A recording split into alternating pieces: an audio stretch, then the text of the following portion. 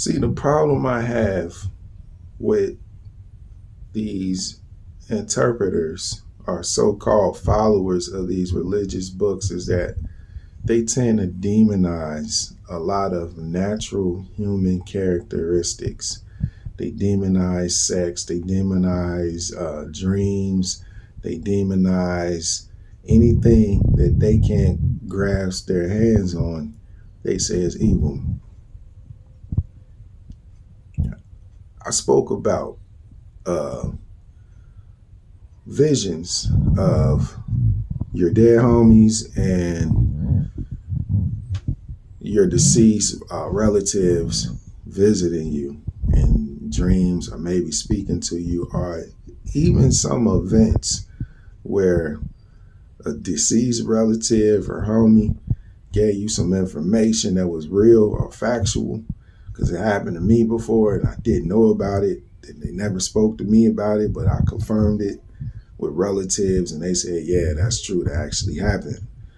And I said, okay, so we can get off into this. What is the ancestral realm? First of all, the ancestral realm is a place where people see ancestors and they speak into ancestors.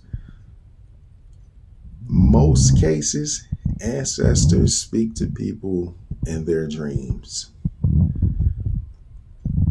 The human mind has ability to see things that's not there, that actually happened, a future event, or maybe even something from the past. That's a blessing, that's a gift that you receive from one of your ancestors had the same type of gifts. It's hereditary, just like a damn dog that knows how to jump over 20-foot fences. That dog had a grandfather or a great grandmother who knew how to do the same damn thing. It's all genetic. It has nothing to do with this spooky spiritism where people think it's all about a spirit or some immaterial being with a mind like a human being, intelligent, invisible person. And intelligent, invisible people don't exist. Flat the fuck out. Whatever you see it from the aspect of your own mind.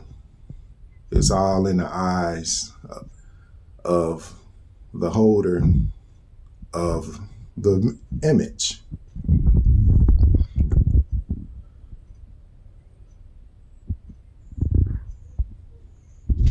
Now, can you communicate with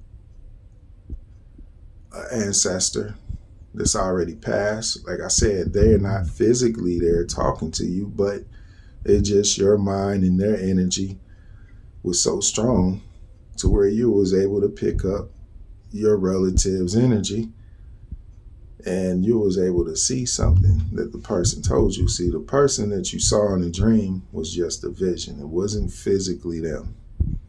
So let's get that correct. So it was a vision, it was physically them.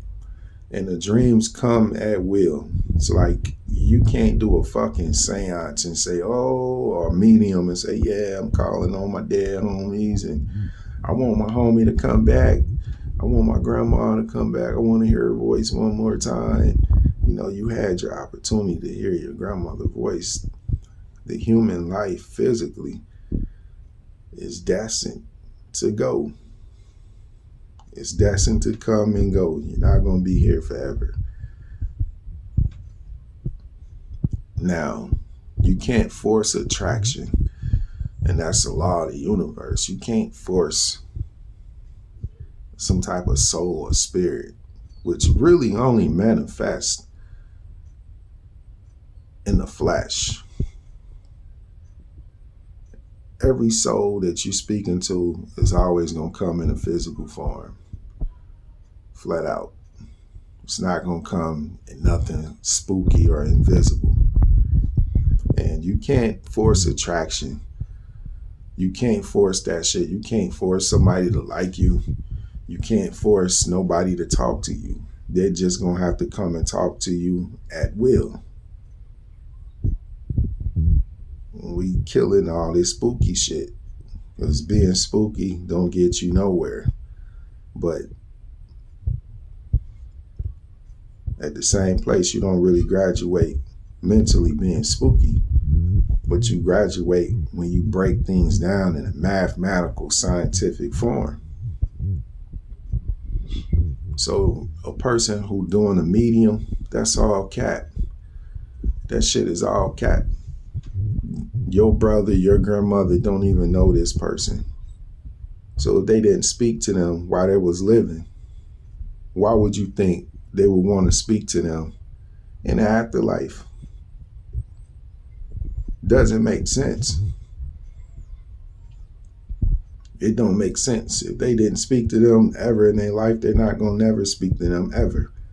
You don't get dreams about a person who, you don't get visions of people that meant nothing to you. They don't come to you. They're not here to tell you how they feeling and what they doing. Because first of all, a lot of people believe in that there's an afterlife and it's a spirit world where they dancing, smoking weed, or doing whatever they want to do. You know what I'm saying? And they're waiting to get reincarnated into somebody else. And you are the reincarnation of your ancestors.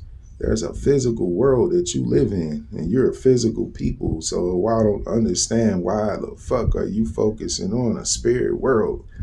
I'm gonna get these spirits to work for me. Well, you want a husband, you want a wife, want some money. What they do is they call on some spirits to help them. All the energy from your spells and your prayers, you doing nothing but generating energy within yourself.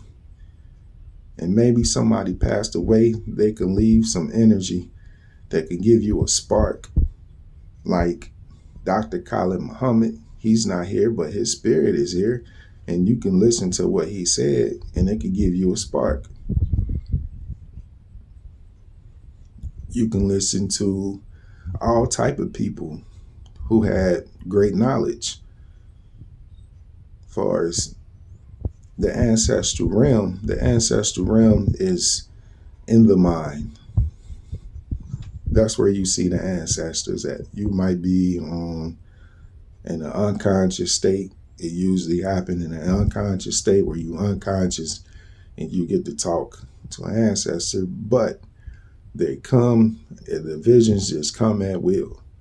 They come at will, and you can't force a physically dead person to talk to you. It don't work that way. Shit just don't happen like that. Somebody go in that grave and they get that dirt on top of them. They're not there. You can't physically talk to them. But due to the fact that y'all share the same DNA, are most likely the same energy, that's possible that I could be thousands of miles away and have a dream about one of my people. Something is happening to them, and it could really be happening to them. That's fucking genetics. The ancestral realm is nothing but genetics. It's not evil. It's not physical. It's mental. Peace.